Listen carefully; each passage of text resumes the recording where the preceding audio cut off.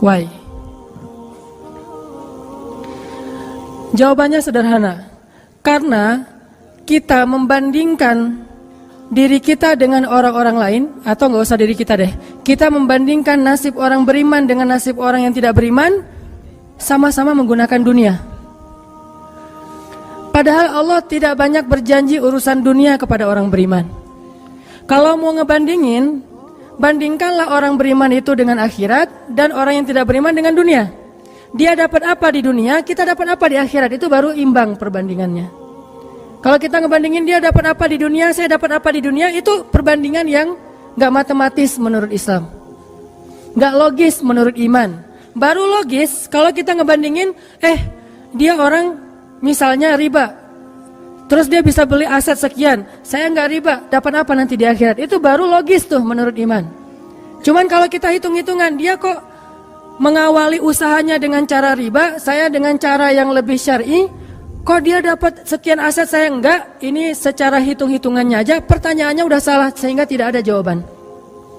Jadi kalau pertanyaannya udah salah, tidak ada jawaban. Makanya yang harus diperjelas dulu pertanyaannya, baru nanti ketemu jawabannya. Saya mau sharing sebuah kisah nih tentang dua orang laki-laki Bani Israel. Satu ahli surga, satu ahli neraka. Yang satu mukmin, yang satu kafir. Yang kedua laki-laki ini juga sempat dikisahkan oleh Allah di dalam surat Al-Kahfi.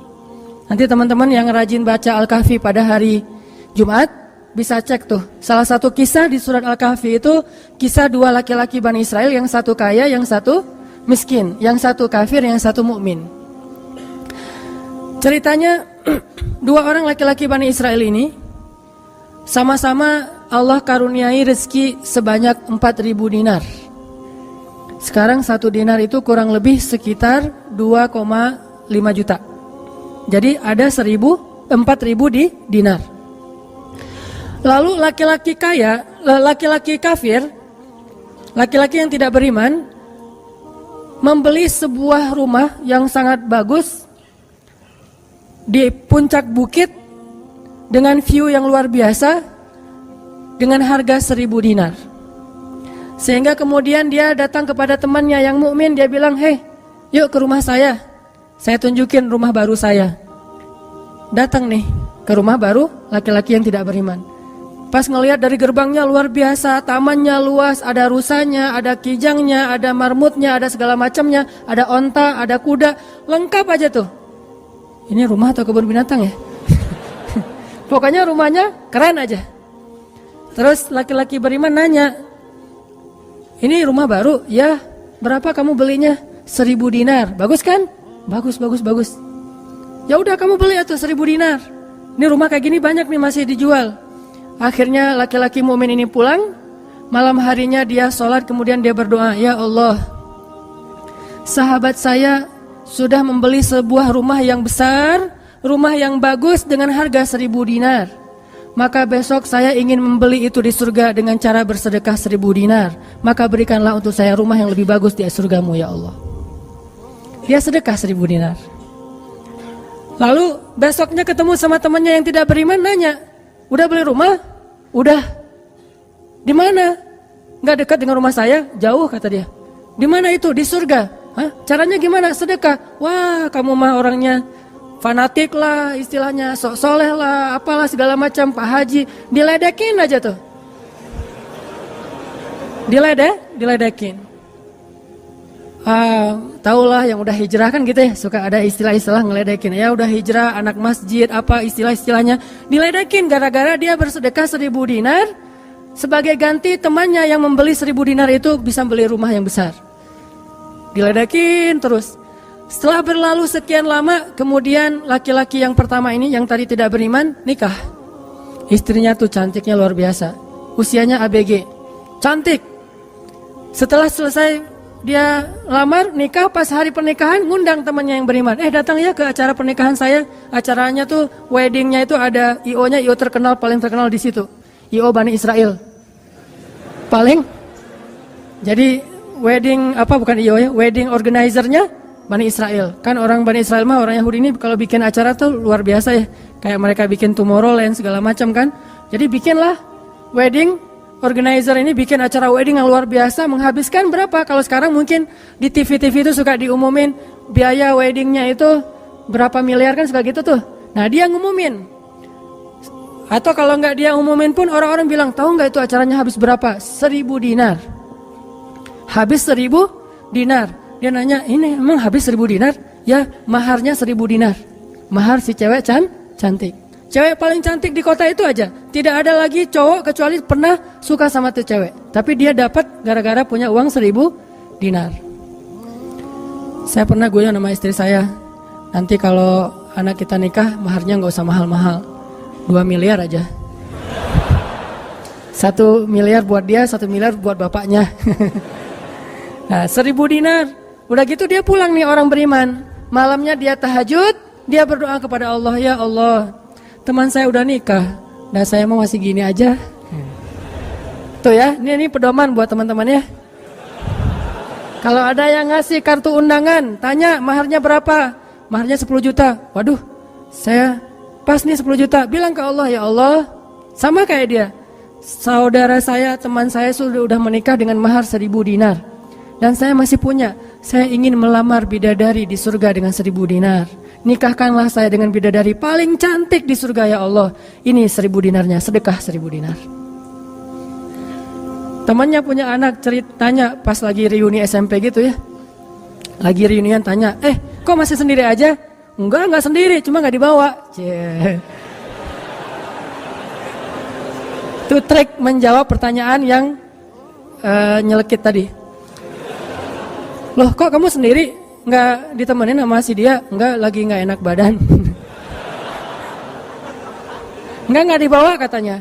Loh kok nggak dibawa? Soalnya masih di surga. Udah aja. Oh di surga gimana caranya? Sedekah 1.000 dinar. Wah lo benerannya keterlaluan lo. Habis-habisan dibully. Dibully habis-habisan gara-gara dia nggak melamar cewek dengan 1.000 dinar, malah pakai sedekah untuk melamar bidadari hurul ain. Baca surat Ar-Rahman paragraf terakhir tentang hurul ain. Fihinna qasiratut tarfi lam yatumithunna insun qablahum wala jan. Gak ada manusia yang kayak gitu. Qasiratut tarf, cewek yang matanya besar tapi sayu. Matanya besar tapi sayu. Kalau mata saya kecil, matanya besar tuh. Orang sekarang kan banyak pengen mata besar, sampai diedit dulu di B berapa tuh? Aplikasi teh. Itu. Di Fotoras lah, apalah diedit supaya matanya disobek dikit bagian ininya jadi besar gitu ya. Dikasih eyeshadow, dikasih segala macam supaya matanya besar. Kenapa? Mata besar itu simbol dari kecantikan. Makanya bidadari itu bahasa Arabnya hurul ain, yang matanya besar. Lam yatumithunna insun qablahum walajan. Belum pernah disentuh. Disentuh doang loh ya, bukan yang lain. Cuma disentuh aja, belum pernah oleh manusia dan jin. Murni, asli, original. Belum pernah dilihat oleh siapapun, benar-benar tersimpan. Kannahunnal yakut wal marjan, seolah-olah mereka itu adalah yakut wal marjan, mutiara yang wangi. Udah mutiara, wangi pula. Yakut wal marjan. Bukan Yakult yang diminum sehari, itu ya. Yakult beneran. Ditambah lagi nanti di ayat yang lain, fihinna khairatun hisan. Perempuan yang khairat. Khairat itu artinya banyak anak. Subur. Dan di surga itu orang berkeluarga dan beranak pinak. Sehingga seseorang ketika pengen punya anak langsung punya anak, tidak perlu 9 bulan hamil dan gak perlu juga sesar. Udah aja lahir. Lahir dengan cara yang Allah ciptakan sangat indah, tidak perlu ada wahnan ala wahnin, tidak ada kepayahan demi kepayahan, lahir anak. Dan anaknya bisa pesen, request. Ya Allah, saya pengen anak laki-laki tapi modelnya gini. Nah, bisa. Kalau di dunia kan gak bisa request, terima aja apa adanya ya. Oh gini, ternyata gak mirip. Cuma di dunia di akhirat mah bisa request segalanya sesuatu juga bisa request. Udah aja kayak gitu, hurul ain. Sehingga dia tahu gimana pun cewek ini cantik, tidak pernah bisa mengalahkan satu hurul ain. Seandainya jemari hurul ain, jari kelingking doang dikeluarin dari surga ke dunia, maka cahaya matahari akan tertutup oleh cahaya jari kelingkingnya hurul ain. Kalau hurul ain sempat keluar dari surga, jatuh ke bumi, kau bidadari jatuh dari langit gitu kan ya. Nah, jatuh tuh ke bumi beneran, maka nafasnya satu kali dia bernafas, semua manusia akan mati karena tergila-gila kepada dia. Harumnya nafas hurul ain. Gak usah dibayangin, ntar makin gak bisa tidur. Sekedar ilustrasi doang nih. Akhirnya dia lamar tuh hurul ain dengan sedekah 1000 dinar. Udah aja sih kayak gitu. Dan dia merasa, alhamdulillah saya lebih beruntung dari dia. Saya lebih beruntung dari dia. Gitu matematika mukmin. Baru setelah beberapa tahun, teman yang pertama tadi yang tidak beriman beli kebun yang sangat luas. Lalu ngajak lagi teman yang beriman, yuk ke kebun saya. Kamu udah punya kebun? Udah, datang aja. Kamu tahu nggak nih kebun yang saya beli berapa? 2000 dinar.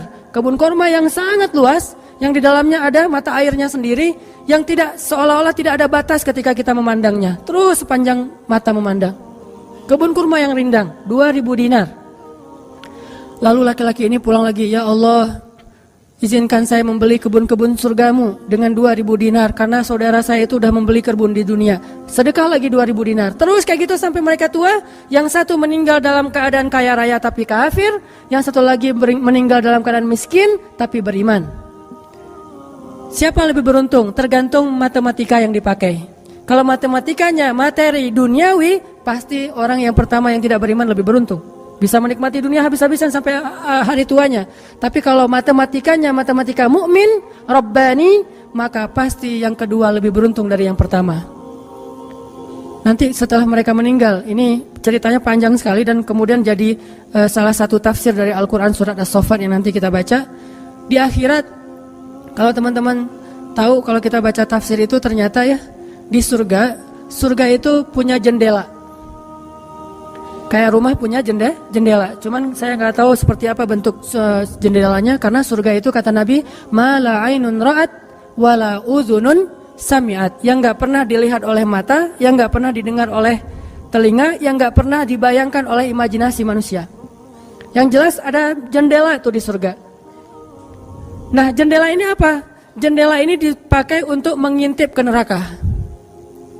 Jadi nanti kalau ada kisah-kisah penduduk surga menyelamatkan orang-orang di neraka, itu lewat jendela itu.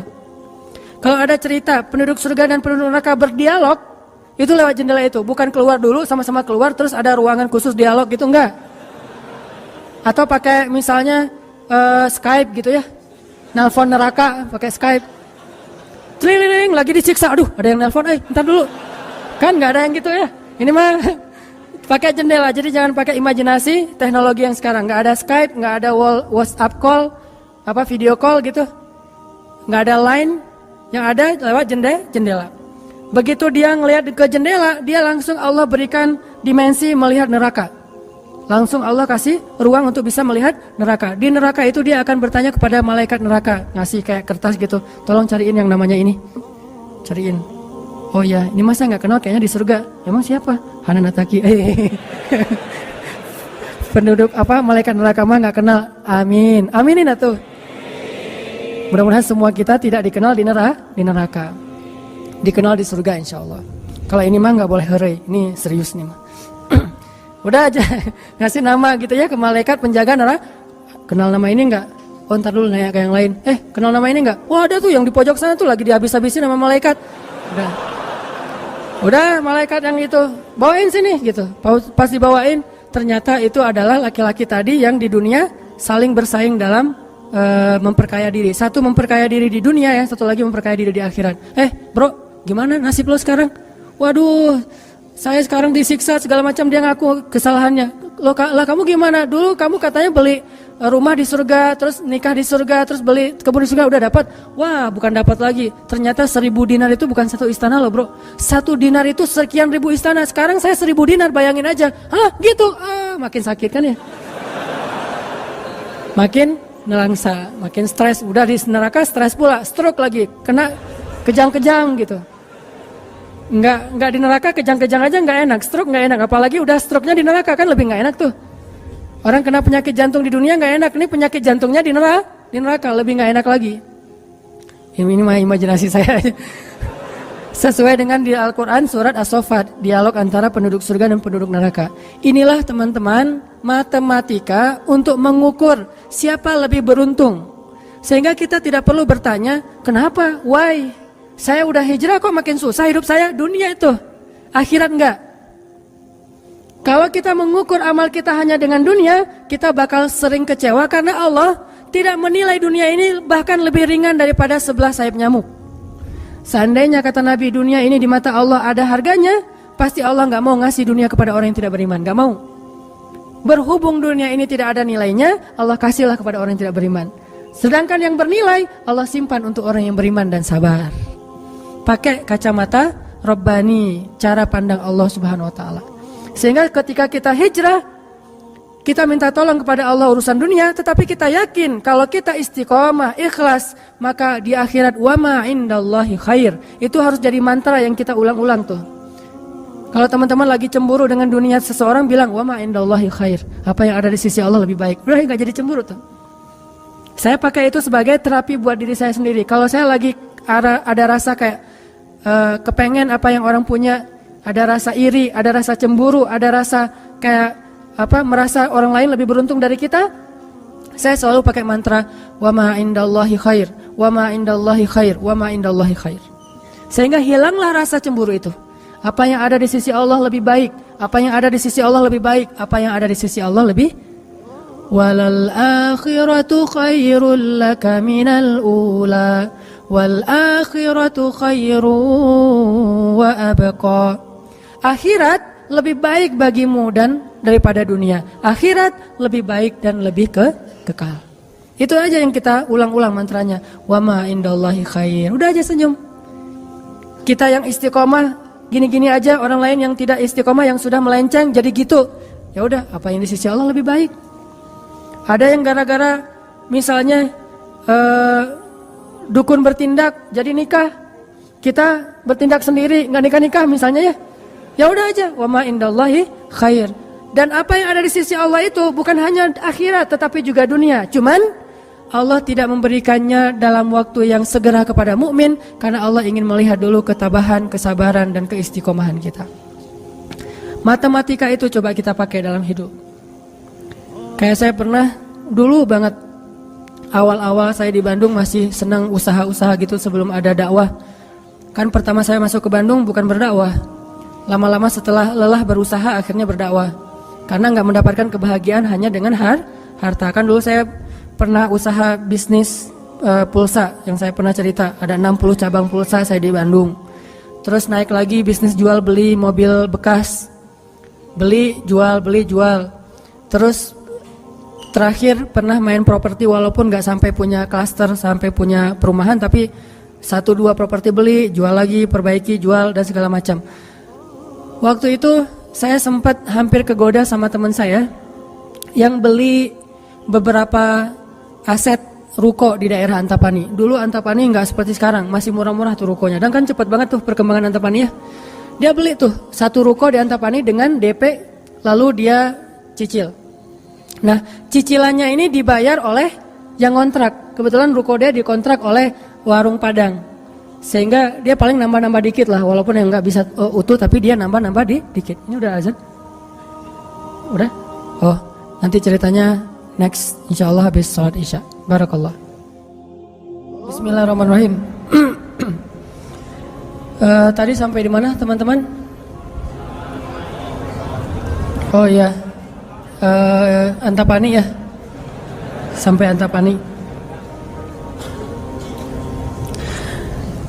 Nah waktu itu nggak ada basa-basi, langsung aja Bismillahirrahmanirrahim. Teman-teman kita lanjutkan sampai di Antapani. Jadi teman saya tuh ada yang investasi dengan beli salah satu ruko di Antapani dengan cara nyicil DP, terus yang bayar cicilannya itu adalah yang kontrak. Kalau nggak utuh pun dia tambahin sedikit lah. paling nambahin 500.000 sebulan.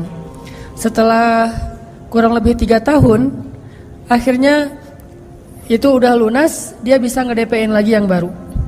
Setelah sekitar 5 tahun berjalan, saya ketemu lagi sama dia. Dia bilang, ini semuanya udah ruko saya nih. Udah ada sekitar 6 ruko yang dia punya, dan setengahnya dipakai sama Alfamart. Sisanya dipakai ada warung Padang, ada apa di situ. Sehingga dengan cara dia bisa cepat berkembang. Saya di awal menganggap diri saya itu agak-agak idealis. Anggapan pertama, waduh saya ini kayaknya terlalu idealis kali ya gitu. Mulai galau kan, mulai tidak istiqomah. Jangan-jangan saya terlalu kaku nih dalam agama. Lagi nyari-nyari dalil mana nih yang membolehkan gitu kan ya. Biasalah apalagi ustadz kan bisa ngotak-ngatik gitu kan. Sampai bisa menemukan dalil boleh, tapi nggak nemu. Akhirnya yang bisa menguatkan hati apa? Wa ma indallahi khair. Apa yang ada di sisi Allah lebih baik. Kalau mau kayak gitu, mungkin sekarang saya udah punya juga beberapa ruko. Tapi karena nggak bisa dengan cara seperti itu, akhirnya ya punya itu aja dan tidak berkembang secara duniawi. Tetapi saya yakin mudah-mudahan dengan itu kita berinvestasi di akhirat. Makanya ini matematika harus jadi pola pikir kita, harus jadi mindset, persepsi kita dalam hitung-hitungan amal. Sehingga ketika kita belajar Islam, mulai bertaubat, mulai berhijrah, lalu Allah Subhanahu wa taala seolah-olah lebih memanjakan orang lain yang belum berhijrah, yang belum bertaubat daripada kita dengan dunia. Katakan wa ma indallahi khair. Apa yang ada di sisi Allah lebih baik. Katakan bahwa wal akhiratu khairun wa abqa. Akhirat lebih baik dan lebih kekal. Katakan walal akhiratu khairul laka minal ula. Dan akhirat itu lebih baik bagimu daripada dunia. Ini yang memotivasi kita untuk bisa istiqomah, sehingga kita tidak ngerasa dicurangin sama Allah Subhanahu wa taala. Karena Allah melihat balasan akhirat itu lebih baik daripada ngebalas di dunia. Sehingga Allah kalau sayang kepada seorang hamba, Allah menyediakan akhirat lebih besar daripada dunia untuk dia. Seandainya dunia itu adalah bentuk kasih sayang Allah, maka Allah sudah memberikan kekayaan dunia kepada semua nabi yang Allah cintai. Tapi nabi yang kaya itu sedikit.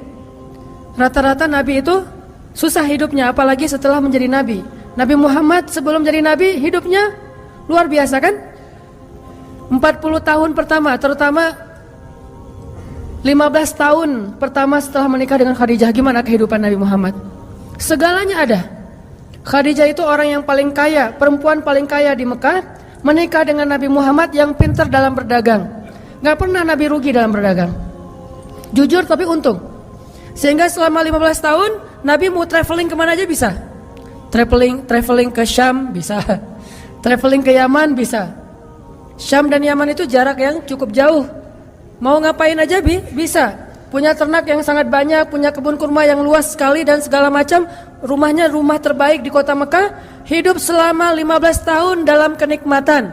Begitu jadi nabi, langsung kayak terjun payung, cepat sekali. Sampai akhirnya Khadijah wafat ketika Nabi masih di Mekah dalam keadaan hampir tidak punya warisan apa-apa. Jadi kurang dari 13 tahun jatuh miskin, fakir. Sampai ketika hijrah ke Madinah, Aisyah curhat. Apa kata Aisyah? Di rumah Rasulullah itu lebih dari 1 bulan tidak ada asap di dapur. Dalam keadaan tidak pernah masak selama berbulan-bulan. Soalnya kalau kita mah beli warung Padang, jadi gak perlu masak ya.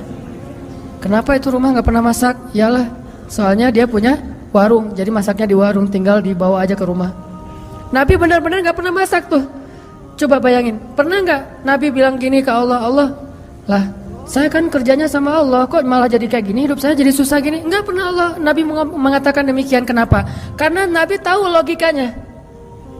Nabi benar dalam menggunakan logika hitung-hitungannya. Nabi tahu matematikanya, sehingga Nabi nggak pernah mengeluh ke Allah, kok saya sejak jadi Nabi jadi susah Allah. Katanya saya kekasih Allah, kok saya diperlakukan kayak gini. Nggak pernah Nabi ngomong kayak gitu. Kalau Nabi aja kekasih Allah, malah jadi susah gara-gara jadi kekasih Allah secara duniawi, tidak pernah mengeluh. Terus siapa kita mau mengeluh dan menuduh Allah dengan tuduhan-tuduhan yang tidak benar? Apakah kita merasa bahwa setelah kita berhijrah Allah harus memberikan kepada kita dunia yang di mata Allah tidak ada nilainya? Berarti kita meminta kepada Allah sesuatu yang tidak baik dan membuang sesuatu yang baik. Itulah yang dulu pernah dinasihatkan oleh Musa kepada Bani Israel di dalam surat Al-Baqarah. Coba teman-teman lihat di surat Al-Baqarah itu ayat 61.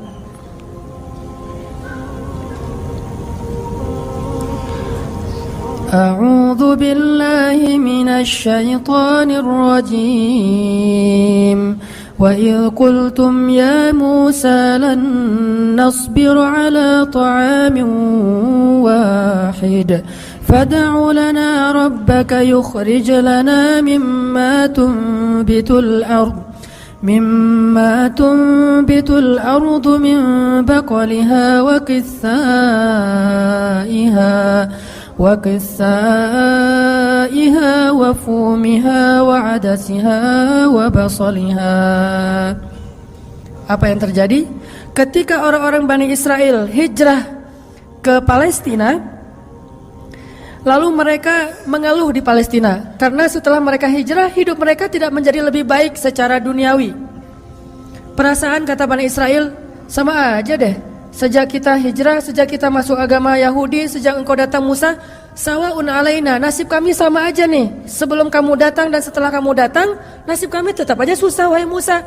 Ini logika Bani Israel. Makanya banyak Bani Israel itu yang kufur kepada Allah karena pakai logika ini.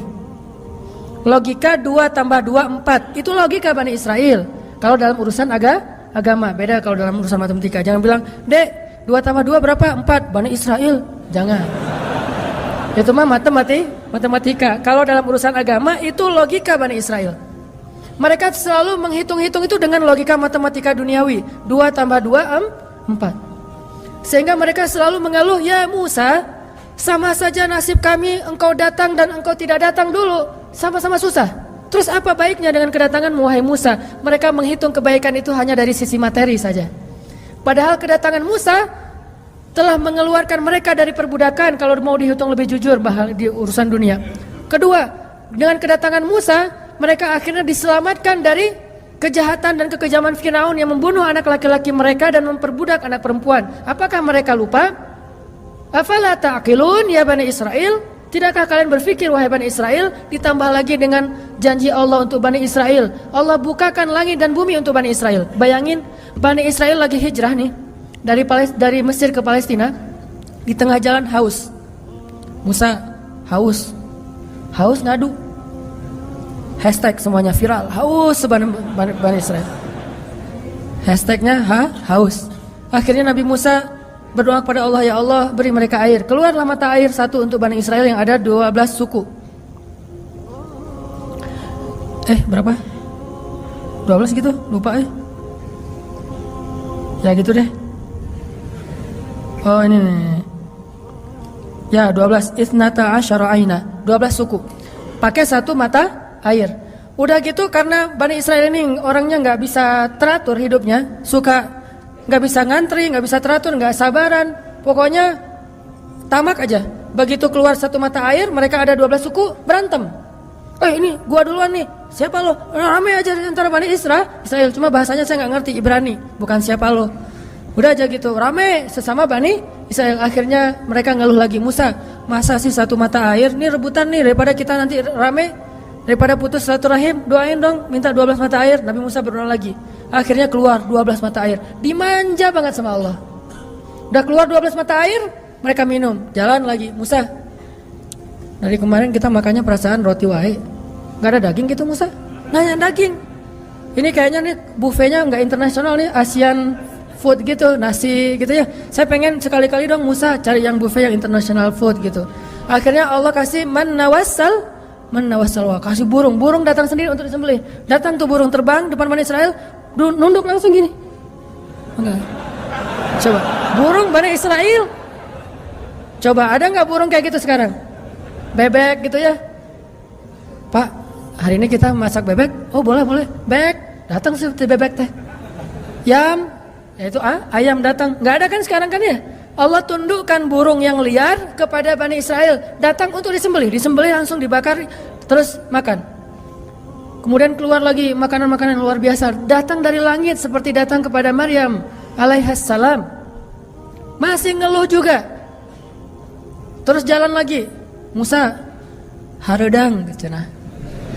Panas. Datang awan menaungi Bani Israel. Mana ada manusia, bangsa di muka bumi ini selain para nabi yang dinaungi awan sepanjang perjalanan coba. Kecuali Bani Israel dan orang-orang modern yang pakai kendaraan udah tertutup ya. Kalau dulu mah Bani Israel kemana mereka pergi awan ngikutin. Wan, sana ya kata awan saya. Bukan si Iwan, awan. Udah aja jalan. Bani Israel mana? Kadang-kadang suka iseng. Nih lihat awannya nih, ikutin kita nggak ya? Lari ya, lari. Awannya ikut lari. Namanya Bani Israel iseng. Tapi Allah masih diakal-akalin sama mereka kan? Yang pernah saya cerita, disuruh bayar zakat, mereka katakan kami mah zakat 2,5% mah itu orang pelit lah. Kalau zakat mah nggak usah tanggung-tanggung 2,5%, 10% kan Islam 2,5%, Nasrani 10%, Bani Israel 100%. Hah? Sampai Musa aja kaget 100%. Benar gitu syariatnya 100%. Wah Musa 100% ya. Kami berani memberikan zakat 100%.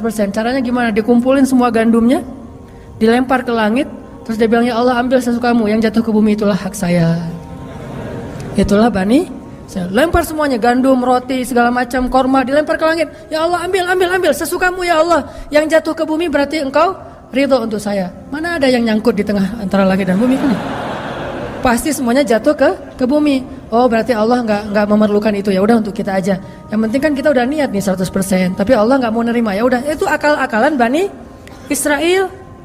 Makanya mereka ngeluh ya Musa, di Palestina itu tidak ada sayur mayur. Kami kangen makanan-makanan di Mesir. Kalau teman-teman tahu Mesir itu sebetulnya nggak tandus-tandus amat. Mesir itu ada bagian yang salju. Jadi kalau mau ngerasain Eropa bisa ke bagian itu. Ada yang bagian yang benar-benar padang pasir, ada yang bagian yang subur luar biasa. Nah, sampai mereka kangen dengan sayur-sayuran Mesir. Kangen dengan bayam, kalau di kita mah kangen dengan singkong, kangen dengan jengkol. Ya, pernah kangen jengkol? Karena nggak pernah keluar Bandung. Kalau keluar Bandung pasti kangen jengkol. Misalnya umroh gitu ya. Ada restoran Indonesia, Mang ada jengkol? Di Mekah. Kalau tanya orang Arab, jengkol. Bahasa Arabnya tidak ada jengkol. Soalnya bahasa Arabnya tidak ada jengkol. Mahada kata orang Arab, jengkol yang aroma raihah. Intinya orang Bani Israel kangen dengan makanan Mesir. Terus apa kata Nabi Musa? Qala atastabdiluna alladhi huwa adna billadhi huwa khair. Apakah kalian meminta untuk menukar sesuatu yang buruk dengan sesuatu yang lebih baik? Maksudnya apa? Kenapa kalian ingin dibayar oleh Allah dengan dunia ketika kalian beriman? Kalau Bani Israel itu kalau beriman hitung-hitungan banget. Habis beriman harus rezekinya berlimpah. Habis beriman harus terbebas dari segala masalah. Habis beriman harus dimanjain banget dunianya. Itu pola fikir Bani Israel. Sedangkan para nabi dan orang-orang yang beriman gak kayak gitu cara berfikirnya. Setelah beriman Allah uji, maka mereka mengatakan ini untuk melihat apakah saya jujur dalam iman atau munafik. Seperti kata Bilal. Ketika Bilal beriman, dengan qadarullah dia ketahuan imannya oleh tuannya Umayyah bin Khalaf. Lalu disiksa oleh Umayyah bin Khalaf. Setelah disiksa berhari-hari, Umayyah ngomong gini, Bilal, mana Tuhan kamu? Coba lihat tuh, kamu disiksa-siksa, Tuhan kamu gak pernah ngebelain kamu, Muhammad juga gak pernah ngebelain kamu. Jadi kamu tuh sebetulnya kasihan, tinggal sendiri, gak pernah dibelain oleh siapa-siapa. Kalau gak saya nyelamatin kamu, kamu akan celaka, wahai Bilal. Apa kata Bilal? Ya Umayyah, udah gak bilang lagi Tuhan, dia mah udah beriman, gak ngomong lagi Tuhan, gak ngomong lagi gitu. Kalau saya diuji atau disiksa karena keimanan saya, itu berarti Allah ingin melihat kesabaran saya. Maka kalian akan melihat sabar saya lebih kuat daripada sabarnya orang Arab. Karena orang Arab Mekah itu terkenal dengan keteguhan dan kesabarannya. Saya akan lebih sabar daripada laki-laki Arab dan akan lebih kuat daripada gunung Uhud. Bilal tahu itu. Jadi bukan, ya juga ya Umayyah, ya udah deh balik lagi aja kayak dulu. Enggak, Bilal mah enggak ngomong kayak gitu. Kan orang suka pundung gitu ya. Pundung fisabilillah. Baru hijrah Allah kasih ujian pundung. Aduh, sama aja udah hijrah nggak hijrah tetap aja nggak bisa dapat jodoh. Gitu kan. Akhirnya udahlah sekalian kayak dulu aja. Aduh sama aja, ternyata udah rajin ngaji belum kelihatan juga ke atas, masih aja nggak ada yang kecantol misalnya kan ya. Aduh udah rajin udah pindah kerjaan, tetap aja belum dapat kerjaan yang lebih baik. Kata Allah, wa may yattaqillah yaj'al lahu makhraja. Mana? Wa yarzuqhu min haitsu la yahtasib. Mana tuh? Jawabannya Allah berikan itu setelah Allah lihat kesabaran kita. Kalau Allah belum melihat kesabaran kita, Allah nggak akan kasih apa yang Allah janjikan. Karena yattaqillah bukan hanya taubat tetapi sabar, itu satu paket. Takwa itu at-ta'ah was-sabr, itulah takwa. Taat dan sabar, itulah takwa. Wa may yattaqillah, siapa yang taat lalu sabar, baru Allah janjikan yaj'al lahu makhraja wa yarzuqhu min haitsu la yahtasib. Wa may yattaqillaha yaj'al lahu min amrihi yusra wa may yattaqillaha yukaffir anhu sayyi'atihi wa yu'zim lahu ajra. Itu semua janji Allah bagi orang yang takwa, dan takwa itu taat dan sabar. Kalau taat doang tapi nggak sabar, pundung tadi, maka Allah tidak punya janji apapun dengan dia. Ini logika yang dipakai oleh Allah, hitung-hitungan matematikanya Allah Subhanahu wa taala, sehingga kita tidak kecewa.